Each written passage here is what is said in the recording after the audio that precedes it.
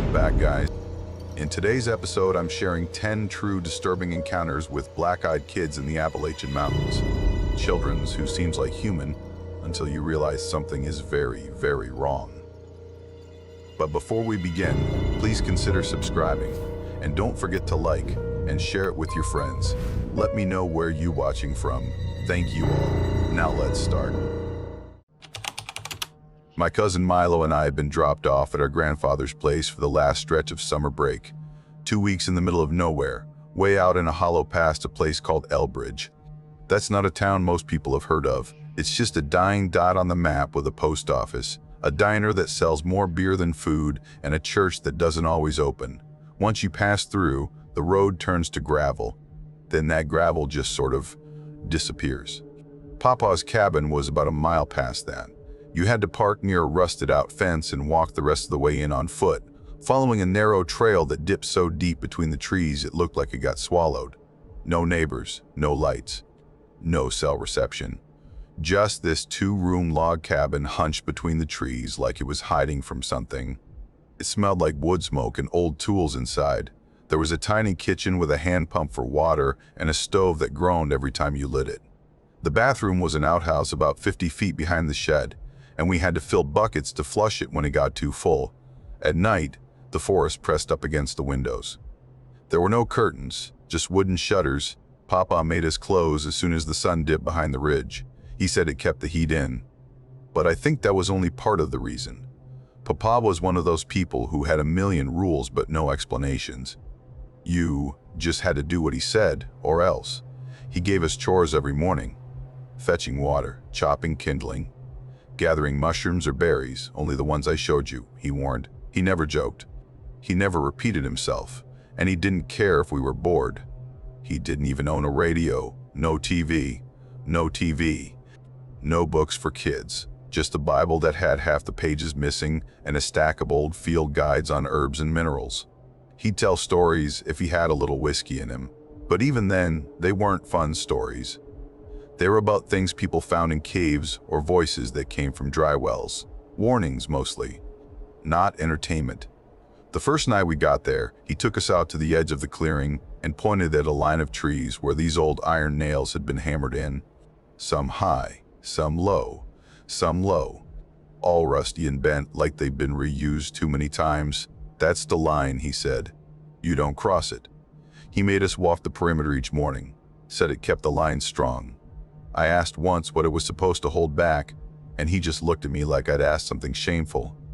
Milo thought the whole thing was ridiculous. He said it was some old mountain superstition, probably meant to keep us from wandering off and getting eaten by a bear or falling in a sinkhole. And for the first few days, we stuck close to the cabin. But boredom has a way of wearing down common sense. One morning, we were out gathering chanterelles along the creek bed. It was one of the only fun chores, and we actually got good at spotting them orange curls tucked in mossy patches, usually near fallen logs. Milo said he remembered there were bigger clusters further out near a tree with a split trunk that we passed on the first day. I told him Papa said not to go that far. Milo rolled his eyes and said, yeah, and Papa also thinks nails in trees keep the monsters away. I wanted to say no, but he dared me, and I didn't want to look scared. So we crossed the creek. It was shallow there, barely to our ankles, and the stones were covered in moss. We stepped onto the other bank and walked maybe 20 feet past the edge of the usual path. Then everything stopped. It was so fast we almost didn't notice at first. The air just stalled. No rustling, no birds, even the bugs shut up.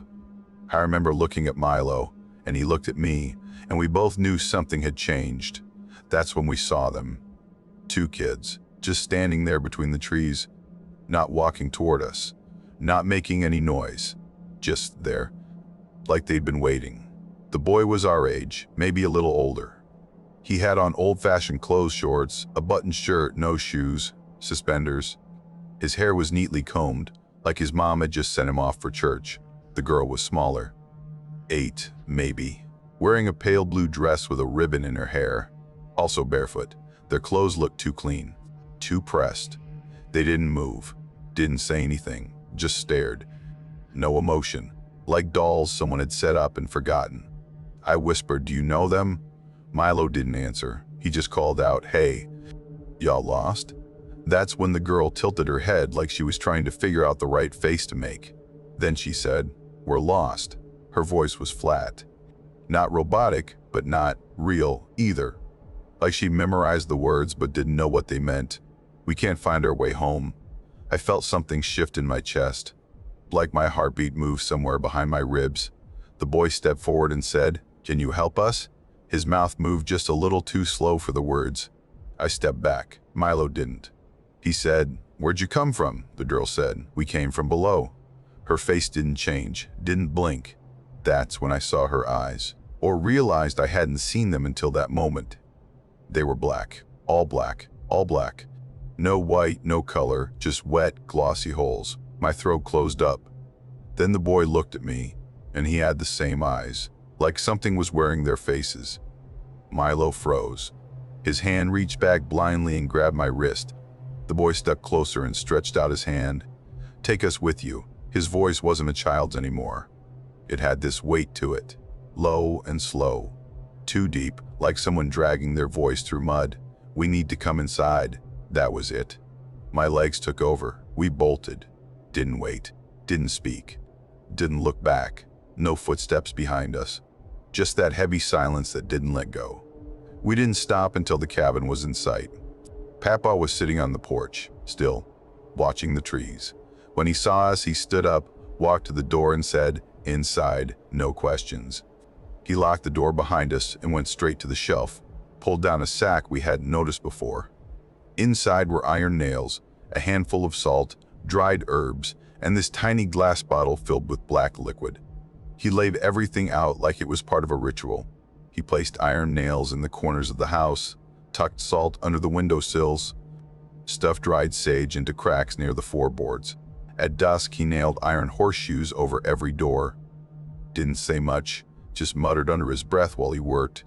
When I asked him what was going on, he said one thing: "You crossed the line. That's why they saw you." That night we heard tapping. Not banging. Not knocking. Not knocking. Tapping. Always in pairs. Tap. Tap. Tap. Pause. Then again. Never at the doors. Never at the windows. Always on the walls. Places we couldn't look. Milo sat up next to me, clutching the hunting knife Papa gave him for his birthday. We didn't speak. We didn't sleep. Next morning, Papa had us wrap every mirror in cloth. Sheets, towels, whatever we could find. He said mirrors give them courage. He said if we saw them again, it'd be through the glass. On the third night, we heard voices. A girl whispering, "We're cold, we're hungry." Then the boy, "Let us in." Over and over, like they were stuck in a loop, never angry, never loud, just asking. Papa didn't sleep. He sat in that old wooden rocker with a shotgun in his lap, staring at the front door. Didn't even blink. The next morning we found footprints circling the house. Small, bare feet. But deep, too deep for a child's weight. Like something heavy was pressing down from above. Papa didn't wait. He packed our bags and said we were going home. Told my dad we'd gotten sick from the well water and needed to rest. He stayed behind. Said there was one last thing to do. We never saw him again. Dad called the sheriff after 3 days. A search team went up. They found the cabin burned to the foundation. Nothing around it touched. No fire in the trees, just ash and stone and iron. And right at the center of the ruins, untouched, sitting in the dirt, was that little glass bottle. Still full, still sealed. No one could explain how it survived, or why there were no remains. We don't talk about Papa much anymore.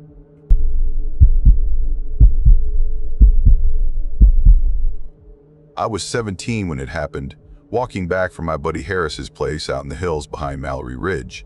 It was that kind of late where every driveway looks deeper than it should, and even the mailboxes start to look like people until you're close enough to see they're not.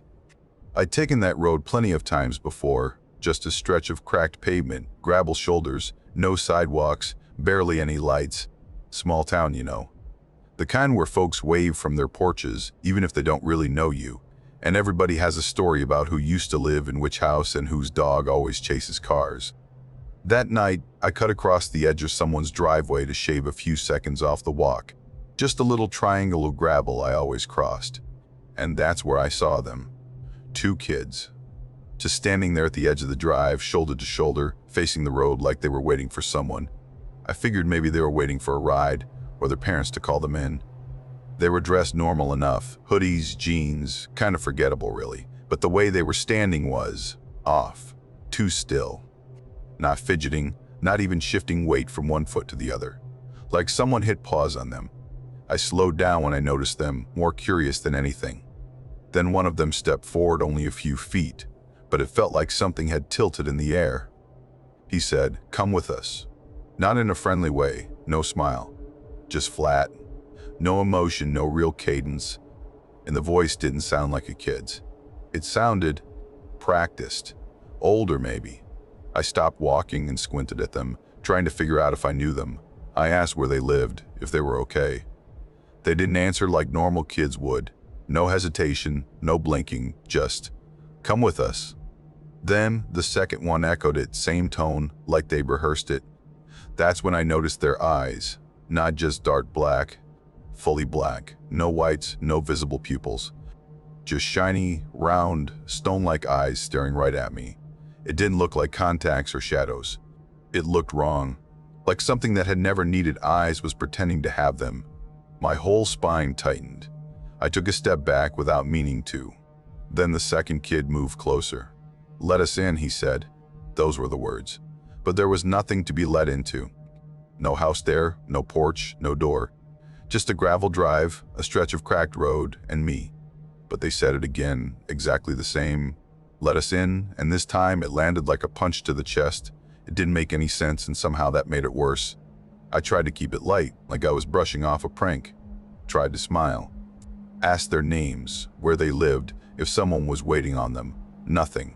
They just stood there, same posture, same words, like their voices came from somewhere farther away than their mouths. I started to feel like I was forgetting how to speak. My thoughts were there, but none of the right questions came out. Then I heard it. A soft shift of gravel behind me. I turned. There was another kid, standing just on the other side of the road, in the shallow ditch. Same eyes. Same expression. Just staring. 3 now. Something in my chest squeezed tight, like I'd been running even though I hadn't moved. I started walking again, briskly, not quite running, but they moved too. Same pace, same number of steps. Never rushing, never panting. Just matching me, perfectly. I didn't even look back until I hit the crest of the hill where the trees opened into a field. When I turned, they were still there. Not closer, not farther, just measuring, like they were figuring out how far I'd get before they had to decide something. I bolted across the field, even though I wasn't supposed to be there. Private property, full of tall weeds and some half-fallen fence. But I didn't care. I just ran until I saw the yellow porch light of my Aunt Cora's trailer down the next road, and didn't stop until I was standing in front of her door, bent over, gasping. I scanned the road behind me. Nothing. No kids. No footsteps. Just the hum of bugs and the flick of shadows in the trees. I told Harris and a couple of others the next day. They laughed, told me maybe I was tired or maybe someone slipped something in my soda.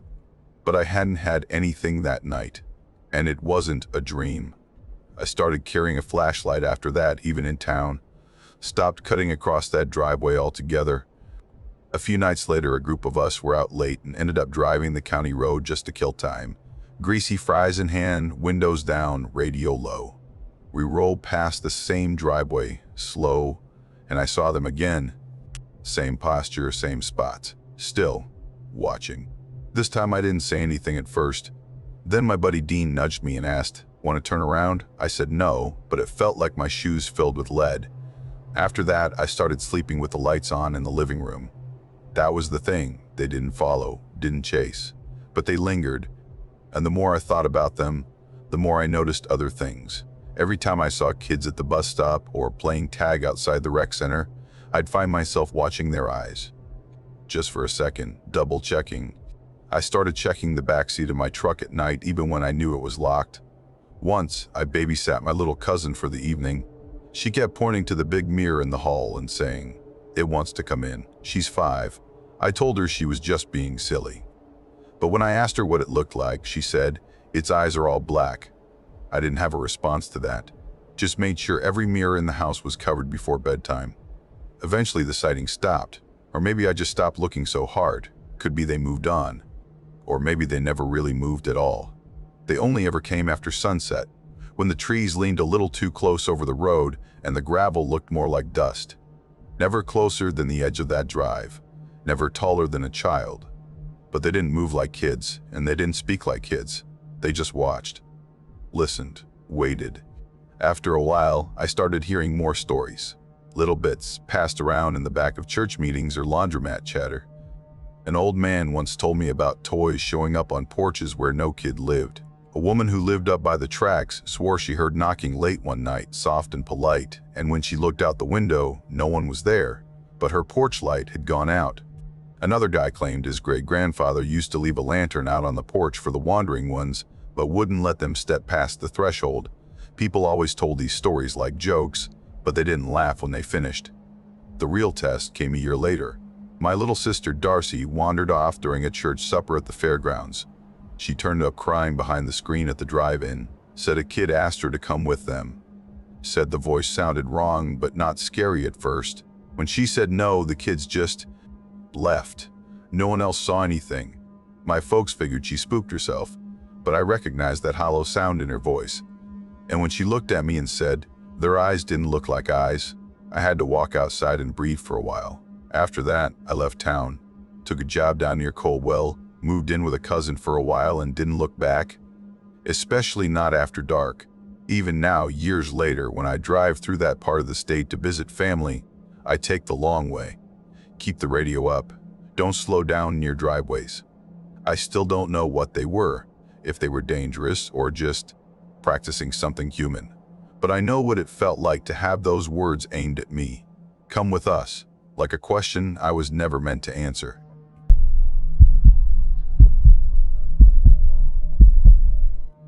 I've been driving since early morning, mostly sticking to winding back roads that cut through the ridges of southern West Virginia. Work had sent me out there. One of the towers had gone quiet, some relay station that serviced the emergency bands and barely anything else. It was a strange assignment. Remote, low priority, but somehow urgent. The kind of job nobody wanted but somebody had to do. I wasn't thrilled about it. The location on the work order was vague. No town, just a set of coordinates and a note that said, Old Fire Road Access. A guy at the station joked that it was the Forgotten Hollow and that I should pack a lunch in a signal flare. He was only half kidding. By the time the sun started slipping toward the ridge, I still hadn't found the tower. I've been climbing narrow gravel roads for hours. My GPS gave up long before. The map on my phone turned into a gray void with a blue dot floating uselessly in the middle, and my fuel gauge practically kissing the E. I'd told myself I'd find a station before I got into serious trouble, but now I was in the kind of place where that didn't feel like a sure thing anymore. Then I came around a sharp curve, and there it was. A faint glow, tucked in the woods off the right side of the road. It looked like a dream one of those too, good to be true kind of things. It was a gas station, not a good one. Not even a functional one, really. Two ancient pumps under a sagging canopy, paint peeled down to raw wood in places.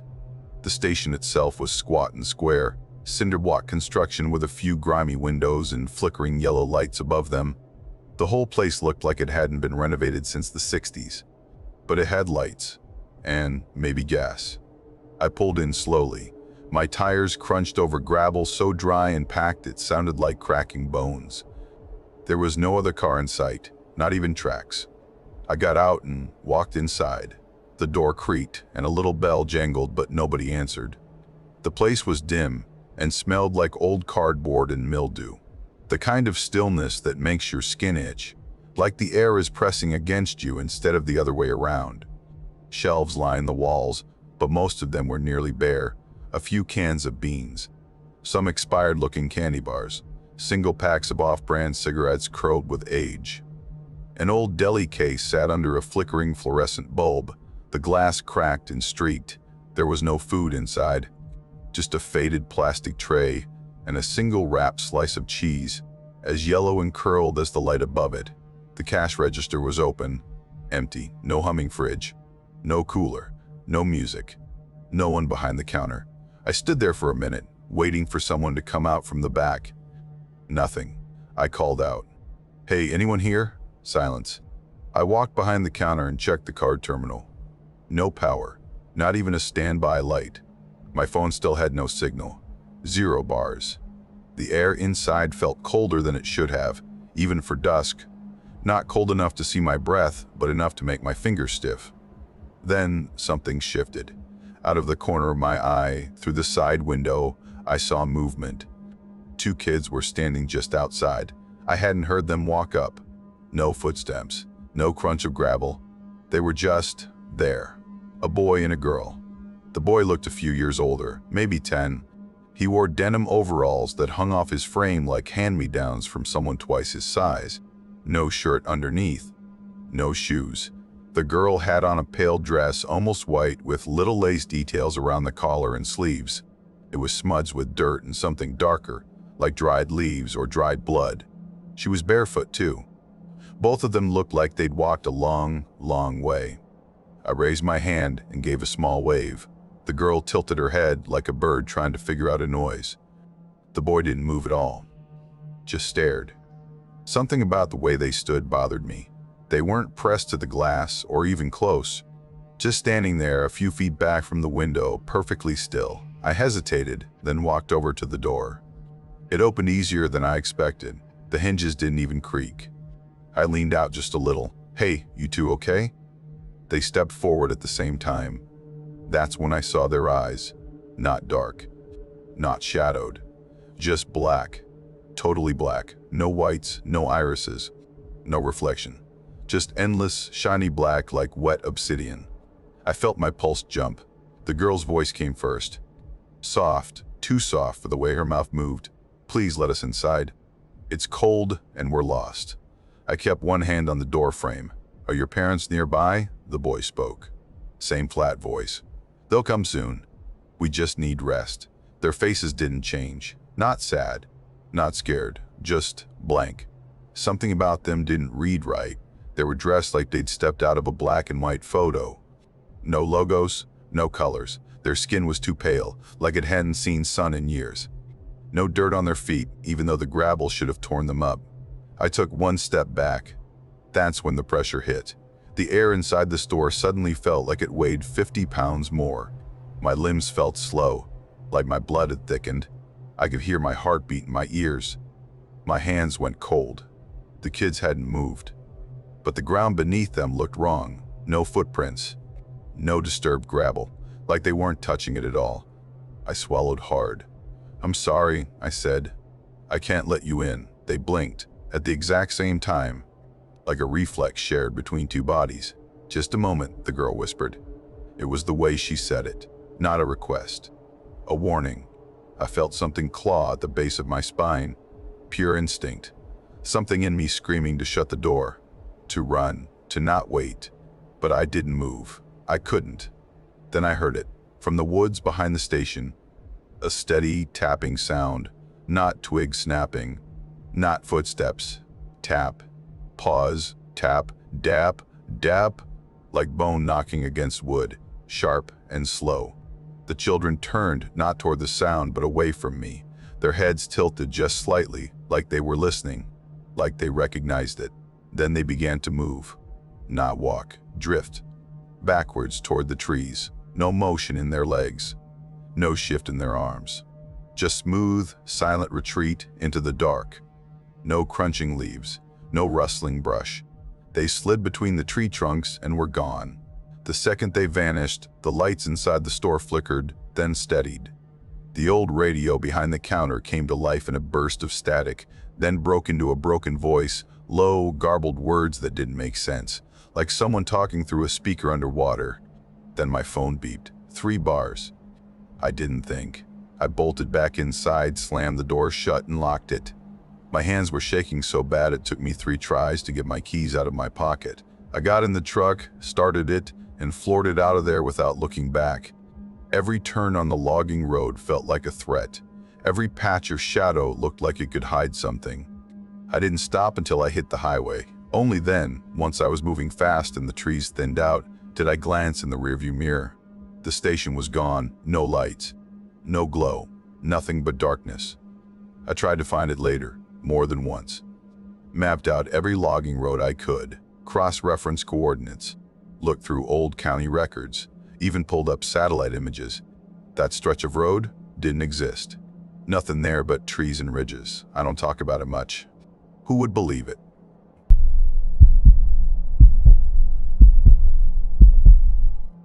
I'd just finished helping a friend move out of his apartment in Charleston, and I was headed back home to Fairburn. But somewhere past Beckley, I missed the turnoff. No idea how. I wasn't even tired. Just zoned out for a second, looked up, and realized the exit had already passed. I figured no big deal, right? I just take the next off-ramp and loop around. Except the next exit never showed up. 15 minutes went by, then 20. I finally took some random two-lane road that looked like it would hook back toward the highway, but instead it led me deep into the woods, twisting through the hills like it couldn't decide what direction it wanted to go. My cell signal dropped to 0 bars. GPS map froze on this pale green screen with no road names and no sign of anything nearby. It was like driving into static. I didn't see another vehicle for over an hour, not one.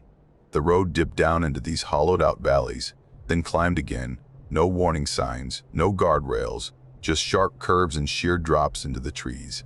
I kept thinking, all right, any minute now I'll hit a junction or see a gas station. But it never came. And then the gas light flicked on. Of course it did. I wasn't exactly panicking, but the idea of sleeping in my car on the side of some forgotten road in the Appalachian backcountry didn't sound great. I started slowing a little on the curves, hoping to spot a driveway, a mailbox, anything that might lead to someone with a phone or a landline.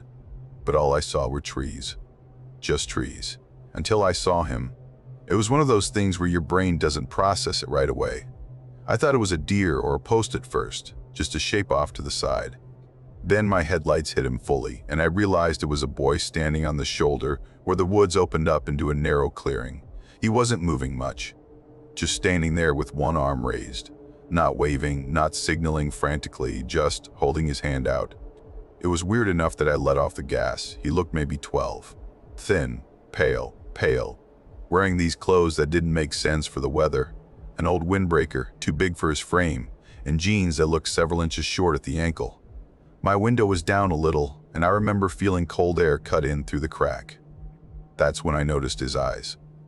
At first I thought it was just a trick of the light, but the closer I got, the clearer it became.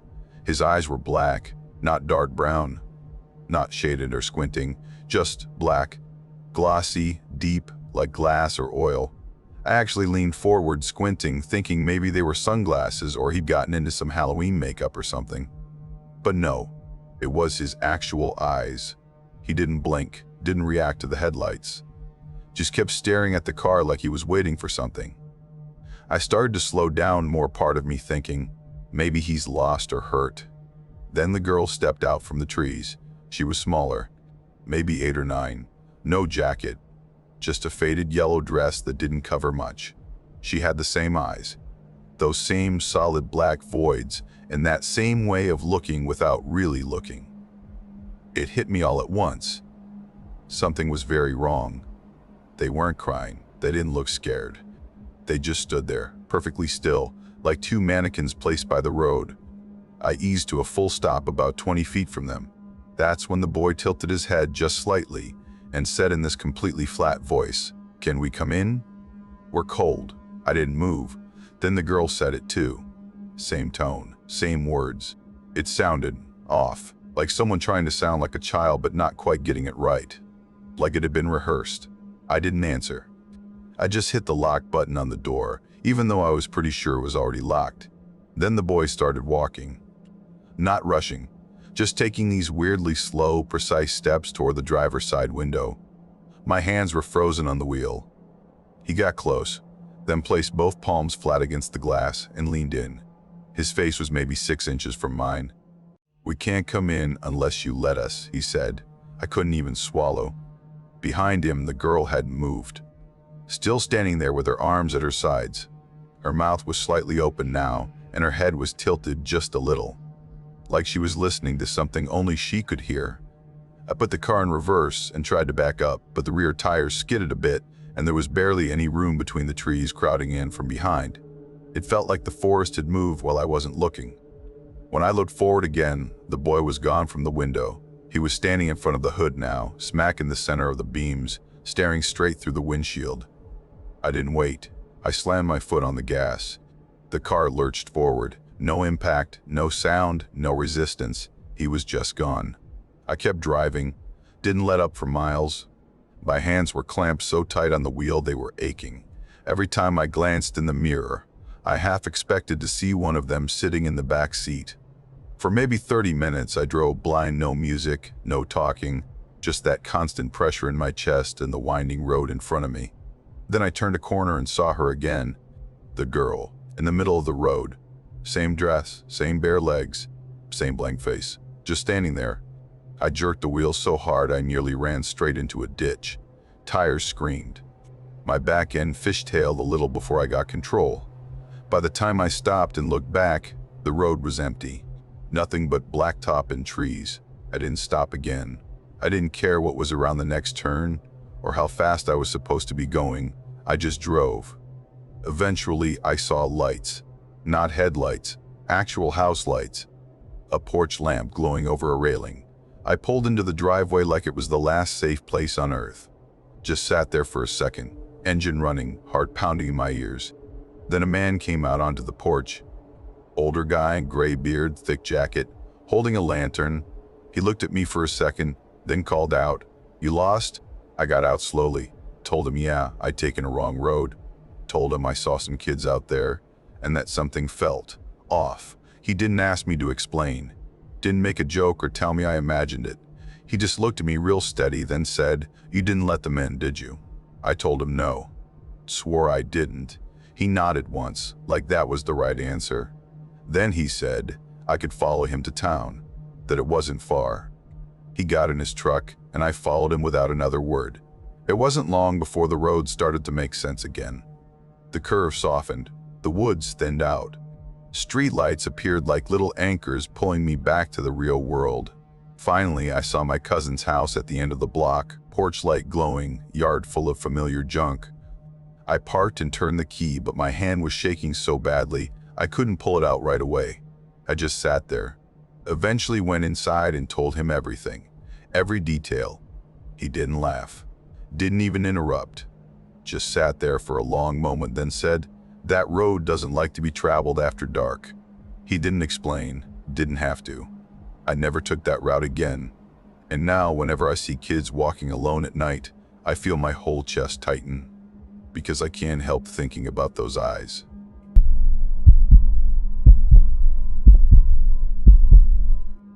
I'd just left my buddy Mason's place after a barbecue in this little town tucked way up in the Appalachians. It was one of those last-minute get-togethers, burgers, beers, folding chairs in the yard. He'd moved out there for the quiet, said the city was wearing him down. I stayed later than I meant to. We got to talking about dumb stuff, old road trips, ghost stories from college, until I realized it was nearly midnight and I still had a 2-hour drive ahead of me. Mason offered to let me crash on his couch, but I had work in the morning. So I said no, waved him off, and promised I'd take the main road back. I didn't. Instead, I let my GPS reroute me through this winding back road that cut across the mountain range. It looked faster on the map. Just a quiet stretch of road between towns, hugging the ridges and dropping through valleys. No traffic, no tolls, and barely any cell signal. I figured it would be fine. At first, it was. The road curled through the trees like it had grown there, just wide enough for 2 cars to pass if they both hugged the edge. No streetlights, just the occasional reflective marker flashing in my headlights like blinking eyes. The forest felt close, not like trees near a park. These were older, thicker, leaning in at odd angles. It was quiet, but not peaceful, just still, too still.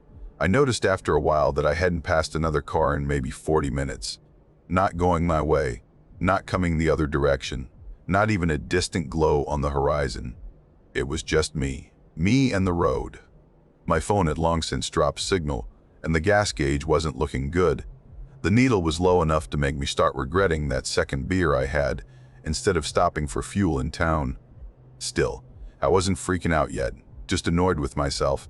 I was doing that quiet internal pacing, watching the gauge every few minutes, trying to remember how many miles a quarter tank might stretch if I eased off the gas a bit.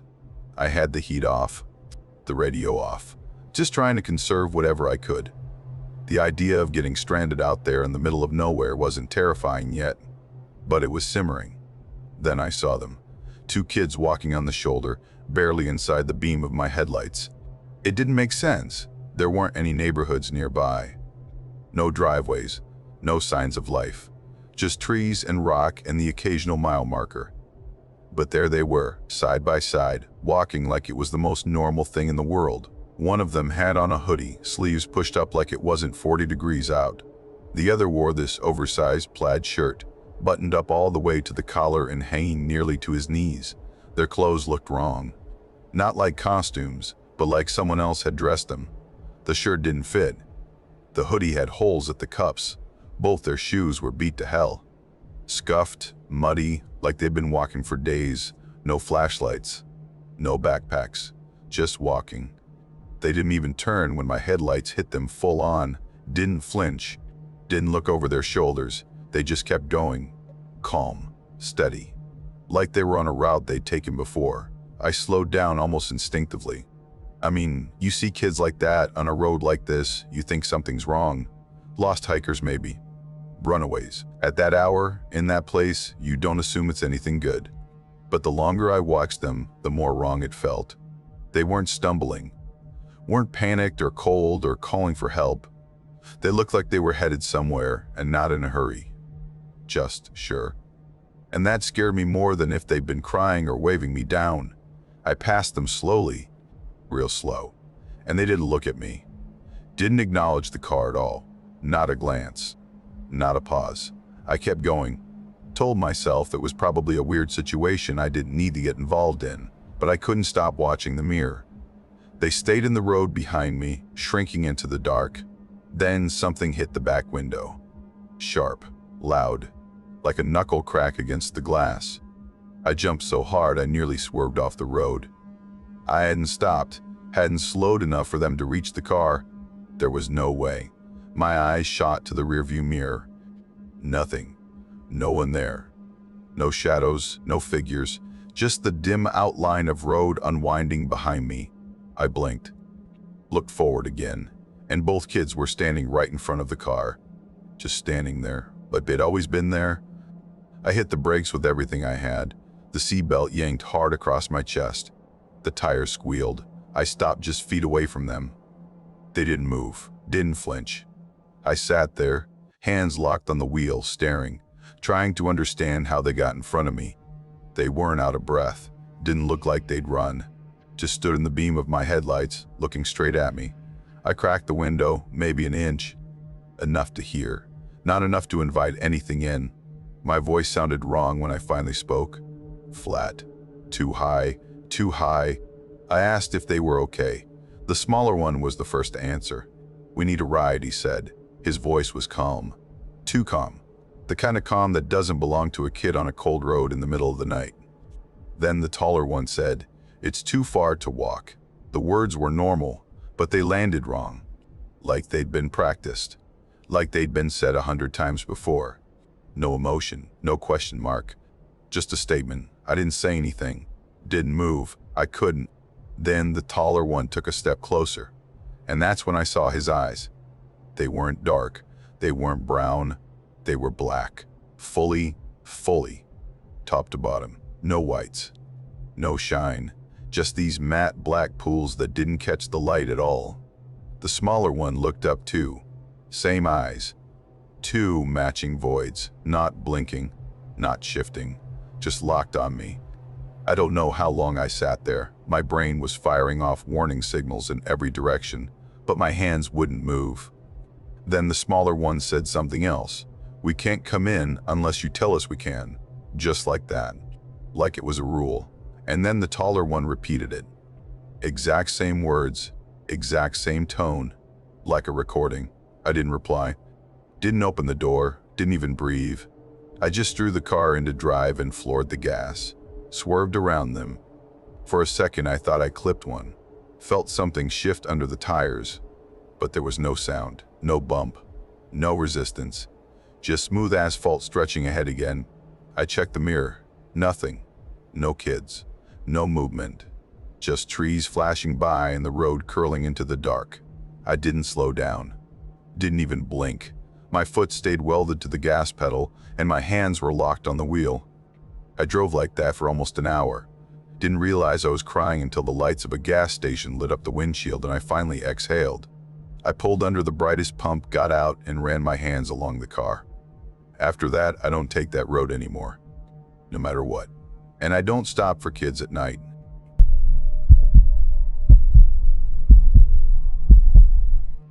My mom had just started this job in downtown Dallas, crazy hours, overnight shifts, no real days off, and it wasn't exactly a kid-friendly environment. So she asked my Uncle Jack if I could stay with him for the summer. He lived in this tiny house way out near a town called Rindle, not far from the West Virginia border. Calling it a town is generous, honestly. It was a post office, a diner, and 2 gas stations that somehow always looked closed.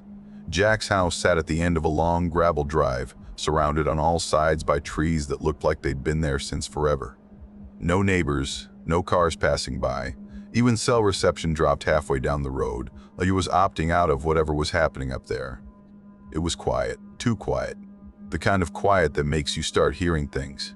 Your own heartbeat, the groan of wooden beams, the way the wind sounds like it's breathing. At night, the silence felt thick, like it had weight to it. Every creak of the house sounded sharp. Every distant sound from the woods felt too close. That night, I was on the couch in the front room, half wrapped in this scratchy old blanket Jack had thrown at me earlier. The TV was still on, but nothing was playing. Just static hissing across the screen like it was mad I hadn't turned it off. I must have dozed off because the next thing I remember is sitting bolt upright, my eyes wide open, heart already racing. I didn't hear anything right away. I just had this feeling, like when you wake up and know something's off, even if you can't say what. I glanced around, expecting to see something. Anything, but the room looked the same as it had when I fell asleep. TV crackling, shadows from the screen flickering across the ceiling, blanket twisted around my legs. Then I heard it. Knocking. Not loud, not rushed. Just soft, even knocks. 3 of them. A pause, then 3 more. It wasn't how you'd knock if you were panicked. It was careful. Deliberate. Like whoever was on the other side already knew I was awake and was waiting for me to move. I froze. Jack wasn't due back until dawn, and he never used the front door anyway. He always came in through the kitchen, muttering about how the front steps creaked too much. So this wasn't him. And I didn't know anyone else within 15 miles who might come knocking at 2 in the morning. Still, part of me thought, maybe it's nothing. Maybe it's just some lost hiker, or some local kid playing a prank. So I stood up and walked to the door, my feet cold on the wooden floor, the static still buzzing behind me. I opened the door halfway. There were 2 kids standing on the porch. One looked to be about my age, maybe 13 or so. The other was younger, really small, maybe 2nd grade. They stood close together, side by side, like they'd been posed that way. No backpacks, no jackets, no flashlight, nothing. They weren't crying. They didn't look scared or confused. They didn't even glance around like they were trying to get their bearings. They just stood there, completely still, hands down at their sides, and stared right at me. The older one leaned forward just slightly and said, "Can we come in and use your phone?" His voice didn't match his face. It wasn't high or squeaky. It didn't sound tired or scared or anything. It was flat, neutral, no emotion at all, like he was reading a line he practiced. I blinked. I wasn't sure what to say. The whole thing felt off wrong in a way I couldn't explain. I told him, "We don't have a phone here." It was true. Jack didn't believe in landlines, and there was no signal out this far. The only phone was a payphone by the old Creekside gas station almost 2 miles away. The kid didn't even blink. Didn't say thanks or okay. He just tilted his head, not much, just enough to make it feel unnatural, and repeated, "We need to come inside." The younger one still hadn't said a word. He barely moved, but he took a step forward in sync with the older one, like their movements were linked. His face didn't change, and his eyes. That's when I noticed. Their eyes weren't right. At first I thought it was the porch light throwing shadows across their faces, But no, their eyes were solid black, not just the pupils, every part. No whites, no irises, just deep, flat black, like polished stone. I felt this jolt go through me. My fingers went numb. My knees felt like they'd stop working any second. It wasn't fear exactly. It was more like pressure. Like something in my chest trying to force its way up into my throat. And for a split second, I thought about letting them in. I don't know why. It wasn't a logical thought. It just sort of surfaced, like an impulse planted in my head. But something stopped me. Something inside me pulled hard the other way. Like survival itself had reached up and slammed me across the face. I whispered, "You should leave." The older one stepped in closer, just past the doorway, close enough that I could see my reflection in the black of his eyes. He said, "We can't leave until you invite us." That did it. I tried to slam the door, but my body didn't respond. My arm was stiff, like it belonged to someone else. I had to force it, really force it. It was like wrestling myself. Finally, I shoved the door closed and threw the bolt across. And then the knocking started again. Same pattern. 3 slow knocks, a pause. 3 more, over and over. Never louder, never faster. Just relentless. I backed away from the door, heart pounding so hard I could feel it in my throat. I dropped onto the couch without looking back, gripping the blanket with both hands. The TV was still buzzing behind me. The knocking just kept going. It felt like being caught between 2 things that didn't belong in the same world. I don't know how long it went on. Could have been 10 minutes. Could have been an hour. Time didn't work the same in that room. I just sat there, breathing too fast, trying not to look at the door. Then, just like that, it stopped. No fading out, no footsteps walking away. Just silence. I didn't move at first. I didn't trust it. Eventually, I crept to the window beside the door and pulled the curtain back just enough to peek through. Nothing. The porch was empty. No kids. No shadows. No footprints in the dust. Just trees and gravel and night. I opened the door an inch and leaned out. The air was cool and still. No sound at all. They were gone. When Jack came home a little after sunrise, I was still awake, sitting on the couch like I hadn't moved. I told him everything, every detail. I was expecting him to tell me I'd dreamed it, or that it was some local prank. But he didn't. He listened. Quiet, serious. Then he set his lunch pail down, rubbed his face and said, "You did right. You never open the door all the way. You never invite them in." I stared at him. "Who were they?" I asked. "What were they?" He just shook his head. "Doesn't matter now." That was all he ever said about it. He wouldn't bring it up again, no matter how many times I asked. But I could see it in his eyes. He knew exactly what I'd seen.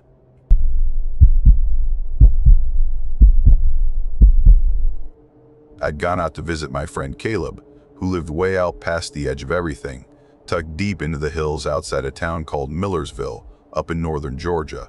One of those places where the road thins out, the trees crowd in, and the world just kind of disappears behind you the further you go. Caleb had taken this night shift job at a gas station, just a little one-pump place off Route 12 that most people drove past without seeing. It was one of those stations that still had a buzzing sign from the 80s and a snack shelf that hadn't been restocked properly in what looked like months. He worked there 5 nights a week, alone, and I'd promised I'd stop by sometime just to keep him company for a few hours and kill the silence. Honestly, part of me wanted the drive. I was bored, still figuring my life out after high school, and the idea of winding through those empty roads at night made me feel kind of grown up, I guess. Like I had something to do. So I left just after 10, grabbed a Red Bull from the corner store near my place, and hit the road. It takes a while to get out there.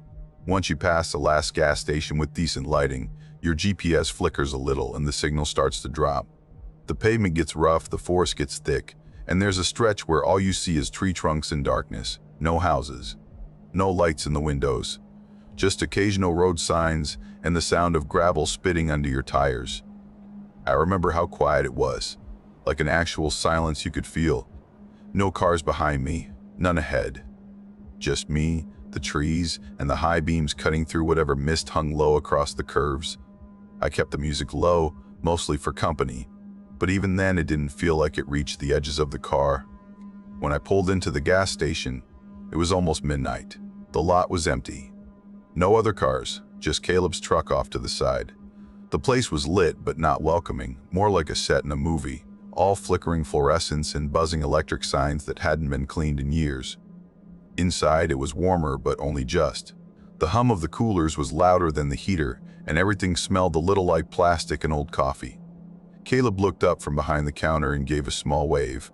He looked tired but not miserable. Just the usual night shift face. I grabbed a soda and leaned against the counter, popping the tab as I slid him a quick side glance. "Anything happened tonight?" He shook his head. "Just the usual." Guy came in around 10 trying to use Canadian coins. Got mad when I said no. We talked. Nothing important, just nonsense. High school stories, mutual friends, stuff we'd seen online, that kind of easy talk you have with someone you've known forever. No pressure to say anything meaningful, just words to keep the silence from swallowing the room. And it stayed like that for a while. Then, somewhere around 1 in the morning, we heard it.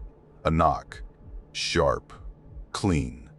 Not loud, but enough to make us both look up at the same time. The glass door at the front showed 2 kids standing outside. A boy and a girl. They couldn't have been older than 10 or 11. Both were pale, kind of thin, dressed like they'd gotten out of bed and wandered off. No coats, just thin long sleeves and scuffed shoes. The kind of clothes you'd throw on if someone pulled you out of the house in a hurry. For a moment, we just stared. It didn't make sense. There were no neighborhoods nearby. No trailers, no houses. The nearest real town was almost 12 miles back, and it was freezing outside. You don't just appear out of the woods dressed like that. Caleb frowned and stepped toward the door. I stayed by the counter watching. He cracked the door slightly and leaned out just a little, keeping one foot inside. "Hey, you guys okay? You lost?" They didn't answer at first. Just stood there shoulder to shoulder, looking down, not at him weirdly, but sort of past him, like they weren't quite ready to speak. Then the boy looked up. He said, "We need a ride." His voice didn't match the situation. Calm, flat. Flat? No urgency. Like he'd said it before and was just repeating it again. Then the girl spoke. "Our parents will be pleased if you help us." That was her exact phrasing. Pleased. Not thankful. Not grateful. Pleased. It was off. Way off. But what really got to me, what made my stomach drop, was that both of them were staring straight at me now. Not at Caleb, who was the one standing in the doorway. Me. Their eyes didn't move, just fixed, like they were waiting for me to do something. I took a step back without even thinking about it. Then I saw their eyes. At first I thought maybe the lights above the door were throwing weird shadows, that maybe the reflection off the glass was messing with my vision. But no. There was no light in their eyes. None. They were pitch black. Not dark brown, not shadowed. Full black, like someone had scooped out the normal parts and filled them with ink. No whites, no irises. Just 2 empty holes where eyes should have been. And they weren't blinking. I remember grabbing the edge of the counter just to steady myself. Caleb froze too. His hand dropped from the door. The boy stepped forward until his face was almost touching the glass. His breath didn't fog it. He said again, slower this time, "We need a ride." It wasn't a question. It was something else, like a line that was meant to be obeyed. Then the girl smiled. It wasn't a kid's smile. It didn't reach her eyes, or whatever was behind them. She tilted her head just slightly, then said, "We can't come in unless you let us." That line, I'll never forget it. It landed like a brick. Heavy. Cold. My chest went tight. My arms felt like they were moving underwater. Caleb whispered, barely audible, "Lock the door." I forced my hand up and slammed the latch shut. The boy pressed his hand against the glass. His skin looked wrong. Too pale, like wax. Blue veins traced across his palm, faint but visible even in the low light. His lips were moving again, but I couldn't hear a thing. The girl raised her hand and started knocking. Tap, tap, tap, tap. Same rhythm. Same pressure. Not fast, not loud. Just steady. We backed away, one step at a time, until we were behind the counter again. I kept expecting the door to shake, or for one of them to shout, or scream, or do something loud and violent. But they didn't. Just the tapping, never faster, never slower. It felt like it went on forever. Then it stopped. We waited. Nothing. I leaned forward, heart in my throat, and peeked over the edge of the counter. Gone. Just gone. No figures at the door. No movement. No shadows retreating into the lot. The glass was clean. No smudges. No prints. Just the usual reflection of a poorly stocked candy shelf and a couple of dusty LED signs. We stepped out slowly, opened the door. The lot was empty. No footprints. No tire tracks. Nothing but gravel and cold air and trees that seemed closer than they had before. No wind, no cars. Just silence. We both stood there for a long time. Caleb finally said, "I'm shutting early." He didn't ask. Just said it like it was the only thing left to do. We got in our cars and drove, headlights carving through the night like it was something thick we needed to push through. I kept glancing in the rear view the whole way.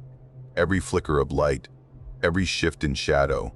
I expected to see them in the back seat, just sitting there, waiting. We didn't talk about it afterward. Not that night. Not the week after. It was like an unspoken agreement between us. Whatever that was, it wasn't meant to be understood, but I never drove those roads alone at night again.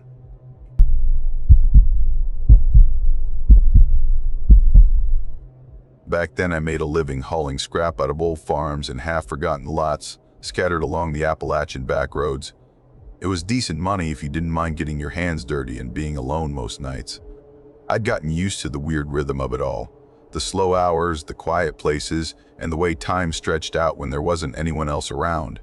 That night, I was finishing a run out near a patch of land locals still called the Glenson place, even though the house had collapsed years ago. The only thing left was a half-standing barn and a gravel driveway that crumbled at the edges. I'd already loaded most of the metal onto the trailer and was cinching down the last ratchet strap when I spotted the kids. They were standing just off the drive where the gravel faded into the darker shoulder of the road. At first, I didn't even think kids, more like figures. Still, too still, too still. They didn't look right for the hour. The boy had a stiff-collared shirt tucked into dark slacks, clean and formal like he'd stepped out of an old black and white photo. The girl's dress was pale and old-fashioned, falling too long for her legs. Neither of them wore coats, which made no sense. It was cold enough I could see my breath, but they just stood there like they didn't feel it. They weren't crying. They didn't wave or call out. They just waited. So I called to them. Something simple like, "You two okay?" figuring maybe they were from one of the cabins tucked up the ridge.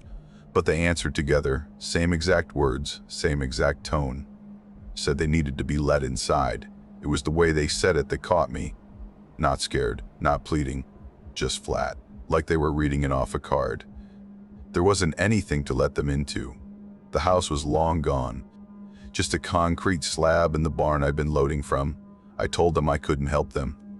Kept my voice steady, even as my gut twisted a little. They didn't push it. Didn't move. Just stood there, arms loose at their sides, looking blank. I hit them with my flashlight and froze. Their eyes didn't catch the beam the way eyes are supposed to. No reflection. Just this flat, absorbing black, no iris, no whites. Like staring into a hole. Now, I've dealt with all kinds of strange stuff on jobs. Raccoons in crawl spaces, rusted out stairwells. A guy once came out yelling with a shotgun because he thought I was stealing his old washer. You learn to stay calm. So I didn't bolt. I didn't yell. I just clipped the last strap, walked to the truck, climbed in, and locked the doors. I was halfway through convincing myself it was just fatigue when the girl walked right up to the passenger side and placed her hand on the handle. Didn't pull. Just rested it there. The boy stood directly in front of the trailer, staring up at me like he was pointing out an entrance I was too dumb to recognize. They said it again, that same flat tone. Like a command this time. You must let us inside. I turned the key and locked the doors again, even though I'd already done it. Just for the sound. That little chunk felt like winning something. They didn't flinch, didn't react at all. But when I looked back a second later, they were closer. Maybe just a few feet, but definitely not where they had been. I drove. Didn't slow until I hit the main road. Didn't breathe right until I got home. The next morning, I unloaded like nothing had happened. Told myself I'd just been tired, that it was stress or too much bad gas station coffee, but none of that explained their eyes. For the next few weeks, I couldn't shake the feeling that something was watching me. Nothing dramatic. Just this tension, like someone waiting for me to look the wrong way. I started keeping the truck doors locked even on short hauls and turned the radio up louder than I needed. Not because I thought the music would help, but because the silence was worse. If a job came in for after dark, I tried to bring someone along. People noticed I'd changed. A couple of them teased me for getting spooked. One guy said, "Everyone working these roads gets the willies eventually." I let him believe that. A week later, I had to go back out there. I'd missed a few pieces behind the barn, and the guy who owned the land said if I didn't get them by Friday, he'd take a sledge to them himself. So I went. Moon was low and faint. The barn doors were open just a crack, like someone had been inside. That should have been enough for me to turn around. Halfway down the trailer ramp, I heard gravel shift. One small footstep. My hands went cold. Not from fear exactly. It was more like my body realized something I hadn't caught up to yet. Then I saw them again. But this time they weren't waiting by the road. They were right there, right next to the truck. No words at first. The boy tilted his head and looked at something behind me, something far off, like he could see through everything. The girl touched a rusty piano spring in the load and left a perfect smudged fingerprint.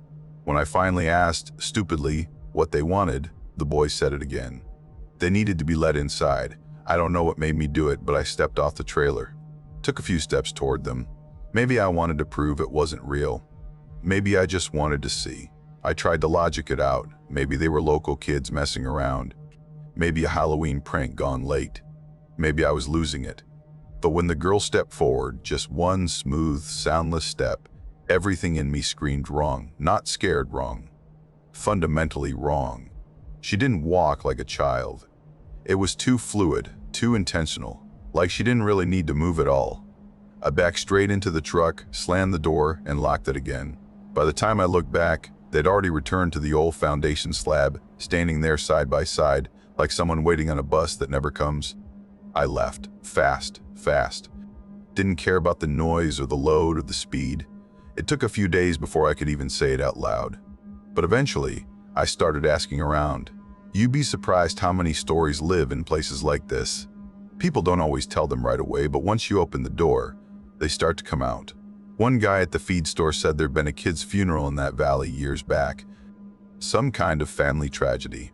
Another old-timer said his grandfather warned him never to open the door to children who show up after dark. They're not yours, and they never were, he'd said. Someone else, a guy I barely knew, swore his aunt let one in once, and afterward they couldn't stay in the house. Said it was like the place stopped feeling like theirs. I'm not big on ghost stories, never have been. But those old stories started to feel less like folklore and more like instructions. The pattern was always the same. The children asked to be let in. They get close without ever moving. And if you let them in, something changes. I never did. And I thought that was the end of it. But a week after I started asking around, I found something on the passenger side floor of my truck. A piece of pale fabric, like a triangle torn from a dress. Dusty, stiff. I don't have kids. I don't let anyone climb into my cab. The doors had been locked, always. I kept it for a few days, then burned it in a coffee can out behind the yard. Felt like the kind of thing you don't just throw away. After that, I shifted how I worked. No more solo runs out there after dark. If I had to go, someone came with me. And they waited, engine running, headlights on. Months passed. No sign of the kids. I almost let myself believe it had been stress or a trick of the eye. But late one autumn afternoon, just before the season flipped cold, I stopped at a different property to pick up a rusted furnace.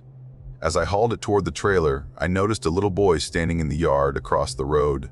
Still, hands at his sides. Watching. He waved. I almost waved back. Then he turned his head and his eyes were entirely black.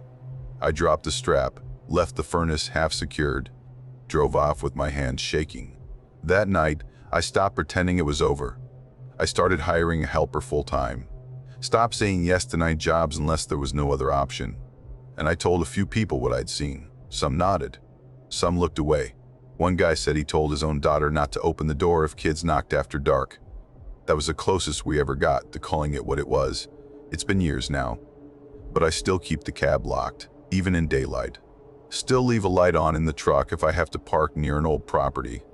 And if a child ever stands at the edge of a drive, asks to be let inside. I lock the door, and I drive.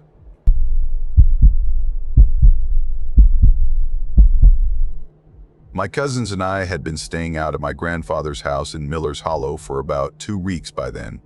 He'd taken a bad fall back in June and was mostly stuck in bed, so we were helping out, keeping things running, doing chores, making sure the place didn't fall apart around him.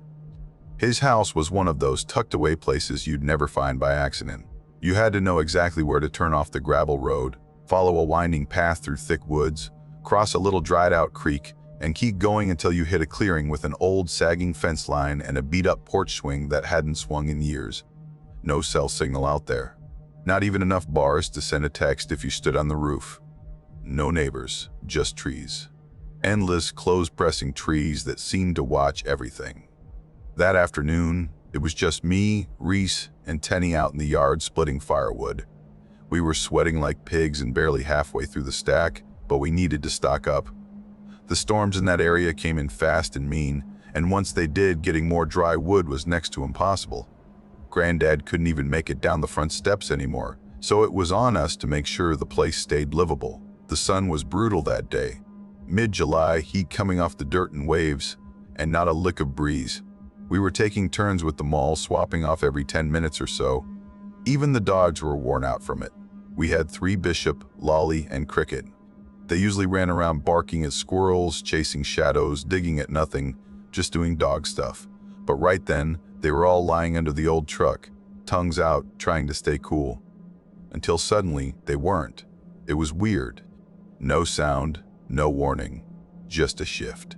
Like someone turned the volume knob on the world all the way down. The 3 of them froze, didn't move, didn't make a sound. All at once, they stood up, stiff-legged, and stared out toward the edge of the woods behind the shed. It was so sharp and synchronized that it made the hair on my neck stand up. Then came the knock. Not on the house, not a branch falling. It was too clean for that. 2 knocks, flat, steady, coming from the shed. Tenny looked up, wiped the sweat from his face with his sleeve. "You heard that?" I just nodded.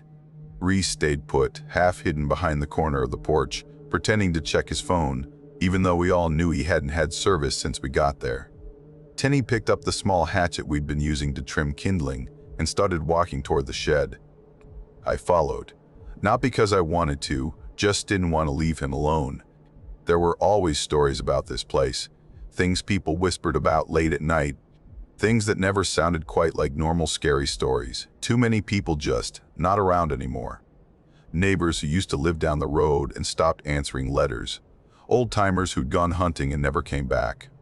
A kid from church who went missing for 3 days and never said a word about it when they found him. Just sat in his room, staring out the window like he was waiting for something to follow him home. We laughed about that stuff when we were younger. Blamed it on booze or bad luck or wild animals. But we weren't laughing now. The shed sat down at the far edge of the property. It leaned like something had tried to push it over and then gave up halfway through. Covered in vines. The door was crooked, hanging on by one hinge and a bent nail. We got close and waited. No wind. No bugs buzzing. Dead quiet. Then we heard it again. Same sound. 2 knocks. But this time, it came from inside. I felt my stomach clench a little. Tenny glanced at me and nudged the door open. It gave this long, scraping groan as it swung out, like it hadn't been opened in years. Inside, it smelled like old dirt and mildew. Dust motes hung in the air like fog. There were shelves lining the walls with cracked glass jars, rusted tools, some kind of animal trap in the corner. We stepped in slow. The air was stale and heavy, the kind that sticks to your lungs. We looked around behind the workbench, under the shelves, around the big wooden crates that hadn't been moved since probably before I was born. Nothing. I started to relax just a little. Was about to say we should head back when I noticed something. The back door, the one that led out to the woods, was cracked open, just a few inches. Enough to see that it was overgrown with ivy from the outside. Tenny called out, "Anyone in here?" No answer. We waited a second, and then, out of nowhere, we heard a voice. Right behind us. Calm, quiet. "Can we come in now?" We turned so fast I nearly slipped on the dirt floor. 2 kids stood in the doorway. No clue how they got there. We didn't hear footsteps. Didn't hear the shed door open again. Just there. A boy and a girl, maybe 8 or 9. Something about them was wrong. Not dramatic, not horror movie wrong, just off. They looked too clean, too still. The boy had a flannel shirt buttoned all the way up to his throat, sleeves down, even though it had to be 100 degrees in that shed. The girl wore a pale blue dress, spotless, with tights and little black shoes. She was holding this stuffed thing, maybe a bear or a cat. It was too fuzzy and matted to tell. Tenny stepped in front of me, just a bit. "You two okay?" The girl tilted her head like she didn't quite understand the question. "We're waiting for our ride," she said. Then the boy said it too. Same words, same rhythm. Our ride left us. Neither one of them blinked, even with dust floating around their faces. Even with the light catching their eyes, only there wasn't any reflection. Just flat black. I mean it. Their eyes were pitch black. No whites, no color, just black. It hit me all at once, this cold pressure in my chest. Like something was about to go very, very wrong. The girl took a small step forward and smiled, but the smile looked forced, like someone had told her what smiling was and she was trying to imitate it. "We need to wait inside," she said. "Can we come in?" I didn't answer. Tenny didn't either. Then the boy stepped forward too. Said, "You have to invite us." Just like that. Like it was the most normal thing in the world. I felt this weight settle over me. Not fear exactly. Something heavier. Like opening your mouth to speak would break something you couldn't fix. The girl's voice cracked when she repeated it. "You have to invite us in." It sounded dry, like it was coming from the wrong throat. The boy echoed her again. "You have to invite us." That was enough. Tenny grabbed my arm and yanked. We didn't say anything. Just ran. Didn't look back. Didn't shut the door. We sprinted up the hill, past Reese. He saw our faces, dropped whatever he was holding, and followed. We slammed the door behind us, locked every lock, told him everything. And for once, Reese didn't argue or call us crazy. He just pulled the curtains shut, grabbed Granddad's old shotgun from the mantel, and sat by the front window. And then came the knocking. Soft, measured. 3 knocks on the kitchen door, then a pause. Then 2 knocks on the living room window, then the front door. They just kept going, like they were walking the house in a circle. 1 knock at a time, always soft, always spaced out. We turned off all the lights, crouched behind the couch, sat there in the dark, barely breathing.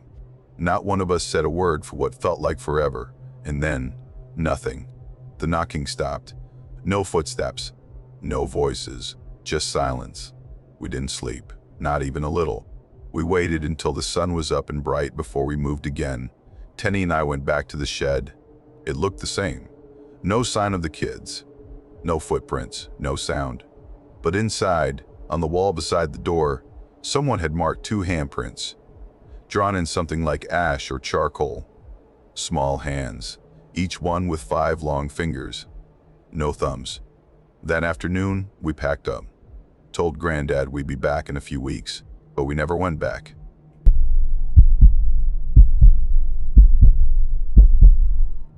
I was 16 when it happened, and I still remember the way the porch boards felt like they shifted under me that night, just slightly. Like the whole house was tilting without warning. We were staying at my aunt's place in this tiny, tucked-away town called Barrow Creek, right up in the Appalachian hills. It was one of those places where people wave from porches, whether they know you or not, and the roads get steeper and thinner the higher you drive. After dinner, my mom and aunt went over to a neighbor's place to swap garden tips and pick up a roasting pan. I stayed back, said I had homework. Honestly, I just liked the quiet when the house emptied out. About 30 minutes later, there was a knock at the door. Soft at first, just a couple of polite taps, the kind you'd expect from someone who grew up being told to mind their manners. Then it came again, a little firmer. I figured it was Mom, maybe realizing she forgot her phone or needed something from the kitchen, so I walked over to the window, pulled the curtain back, and just kind of stopped. There were 2 kids on the porch, a boy and a girl, maybe 10 or 11. And right away, something about them didn't sit right. Not in a horror movie kind of way, just off. Their clothes were weirdly perfect. Neat. Not new, but like they'd been pulled from an old catalog. Their hair was combed so precisely it looked fake, like dolls that had been arranged just so. And they didn't move. Not even a fidget. They just stood there, hands at their sides, staring at the door. It felt like a still photo. Like I was looking at a paused moment instead of something happening in real time. I opened the door just a crack. Enough to talk, but not enough to invite a breeze. You do that with kids. You give the benefit of the doubt. They looked lost. Probably something simple, right? The boy spoke first. "May we come in?" His voice was totally flat, like he was reading lines from a book he'd already memorized. The girl spoke right after, not even a second behind. "We need to use your phone." Same tone. Same timing, like she was waiting for his cue. I asked where their parents were. They didn't even blink. The boy just repeated himself. "May we come in?" Same exact words, same pitch. And then I saw their eyes. They weren't just dark, they were wrong. Fully black, no whites, no irises. Just solid, ink-colored orbs. Not shadows. Not tricks of the porch light. It looked like their eye sockets had been filled with liquid tar. My chest clamped up. I meant to shut the door right then, but I hesitated. I think part of me was still stuck in that maybe this makes sense mode. Teenagers are dumb like that. We wait too long for the weird to make sense. The boy moved closer, put his palm gently against the door. It wasn't forceful. It didn't even look aggressive. But somehow the door pushed back against me, like there was more weight on his side than there should have been. Then they both spoke. At the exact same time. "Let us in." It wasn't a request anymore. It sounded like it wanted to be polite, but there was something underneath it that wasn't. Something practiced, not quite human. And part of me still tried to rationalize it. Maybe they were runaways. Maybe they'd walked from the hollow and gotten lost. But the longer I looked into those eyes, the harder it was to hang on to those explanations. I slammed the door shut and twisted the deadbolt so hard both my wrists hurt. For a second I thought that would be it, that maybe they'd take the hint and leave. Then I heard it. Not another knock, not a voice. Just a slow, soft scraping noise along the edge of the doorframe, like fingers dragging down the wood. Not playful, not curious. Like someone was trying to listen through it. I backed up, holding my phone like it was going to save me. Called out for my mom. Her name came out like it didn't belong in the room anymore. Too normal for what was happening. They came back a few minutes later, still laughing about some story the neighbor told them about a mule that wandered into a post office once. That laughter died quick when I told them to look at the door. We opened it together. Nothing there. No kids. No footsteps. No toys dropped or scuff marks. The dirt in front of the porch looked untouched, flat and dry like no one had even breathed near it. The porch light buzzed softly. The night smelled like wood smoke and cut grass. Ordinary things. But they just made the rest of it feel even stranger. My aunt said maybe they were part of some visiting church family. People dress formal sometimes for revivals. Mom thought we should check the road for headlights. We walked to the edge of the lane. Nothing. Just trees and the dark curve of the road going nowhere. We locked everything, windows too. Then sat around like we hadn't all just felt the same thing. A pressure that didn't want to be named. Mom told me not to spiral. Said when she was young, she'd scared herself into seeing things too. That being alone makes the brain run wild. And I wanted that to be true. I really did. But I kept thinking about those eyes, how they didn't blink. That night, I couldn't sleep. Every tiny creak in the house felt personal. Like the house wasn't just settling, it was answering. When I finally drifted off, I dreamed I was back at the door. The kids were there, telling me how cold it was inside. Not outside. Inside. Like they already knew. Over the next few days, little things around the house started feeling out of place. A sock folded and placed neatly on my desk. A butter knife resting exactly in the center of the sink, not tossed in like usual. A pencil balanced perfectly across an open notebook. Not big things. Nothing missing. Just small, deliberate shifts. Like someone was learning the layout. Aunt Janice told me, almost in passing, that people used to talk about strange kids showing up at mill windows years back. Called them passing children. Then she laughed like it was a joke. But I saw the way her face changed before she did. The next morning, she told me an old story about a pair of siblings who disappeared in a storm way back before the roads were paved. Said they walked off into the woods and never came back. Her neighbor told it to her once, dead serious. I started noticing them again, not up close, just around. Two shapes at the edge of a cornfield, a flash of pale blue shirt behind the barn. Never enough to prove anything, just enough to keep me looking. One time, walking to the mailbox, I saw a braid vanish behind a tree. When I ran over, nothing. Just quiet grass and the heat off the gravel. It started feeling like they were waiting for me to catch up. Not chasing, just waiting. I kept telling myself it was all in my head. Fear feeding on itself, a leftover nightmare that hadn't quite worn off. Still, I started locking both bolts on my bedroom door, slept with the phone on my chest. For a while, nothing happened. Just more little misplacements, more tension. Until one afternoon, I was clipping coupons from a crumpled flyer near the kitchen window. Something tapped on the glass. A knock. Polite.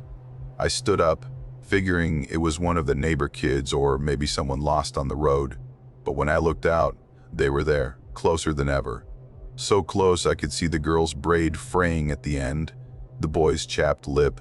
Their faces filled the window, and their eyes were still black. I don't even remember walking backward. Just the noise that came out of me when I told them to go away. This time, they didn't say please. They leaned a little closer. Their mouths barely moved, and they used my name. I had never told them my name. You left the door, they said. And there was no kid-like tone in it, just a statement. I dropped to the floor, shut the blinds, sat there for, I don't know how long. When Mom got home, I was still on the rug. Couldn't look her in the eye. Couldn't explain how it felt to realize someone else knew the rhythm of your house better than you did. After that, everything shrank.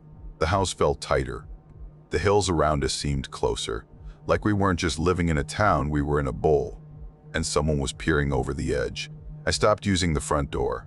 One night, after a big storm rolled through, I woke up to the smell of wet earth and something shifting on the porch. No knocking. Just that same, slow scraping like fingers testing for a gap. I stayed still, counted the seconds, waited for it to pass. Then, through the noise of rain and wind, I heard a whisper, low, almost kind, "You can open." I didn't. I curled up by the wall and pressed my hands to my ears until the light finally came through the curtains. When I checked the door later, there were scratches. Small ones, almost like writing. That winter, my parents said we needed to move for work, closer to the city. But they never said it like it was a job decision. I think they knew. Packing felt like shedding skin. Driving away, I watched the hills disappear in the rearview mirror until they were just lines of trees. I've never seen those kids again. I never found a story that explained them, never saw their faces in any old photo or paper.